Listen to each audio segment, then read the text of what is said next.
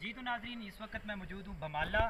भमाला जो है ये रावलपिंडी से 35 किलोमीटर, टैक्सला से आगे जो खानपुर डैम है, खानपुर डैम से 1 किलोमीटर आगे सीधे हाथ पे ये रोड निकलता है 5.6 किलोमीटर की दूरी पे।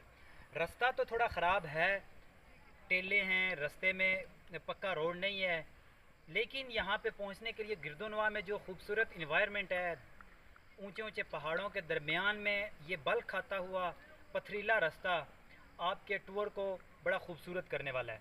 अगर आप सस्ता टूर करना चाहते हैं तो मैं आपको यही रिकमेंड करूंगा कि आप भमाला का सिर्फ एक चक्कर लगा के चले जाएं।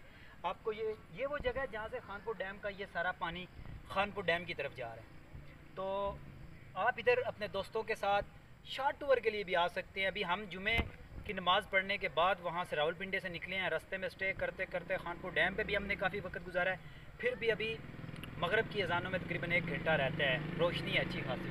तो मैं अपने तमाम देखने वाले दोस्तों से यही गुजारिश करता हूँ कि अगर आप रावलपिंडी के नज़दीक 5 से 6 घंटों का टूर अच्छा करना चाहते हैं तो आप यहाँ पे अपनी फैमिली के साथ, अपने दोस्तों के साथ यहाँ पे आ सकते हैं। यहाँ पे बैठने के लिए बड़ी खूबसूरत जगह है। आप अपने खाने पीने की चीज़ें घरों से ले के आ सकते हैं और यहाँ पे बैठें, यहाँ पे खाएं। पानी के अंदर चारपाइयाँ पड़ी हुई हैं, वो रिज़ॉर्ट बने हुए हैं। यहाँ पे आप चारपाइयों पे बैठ के अपने पाँव को गीला भी करें और इंजॉय करें। लेकिन आखिर पे जो एक ख़ास मैसेज है वो मैं आप तक पहुँचाऊँगा कि ये जो खूबसूरत जगह होती हैं ये खूबसूरत ऐसे रहती हैं, इसी तरह रहेंगी कि हम इनका ख्याल रखेंगे।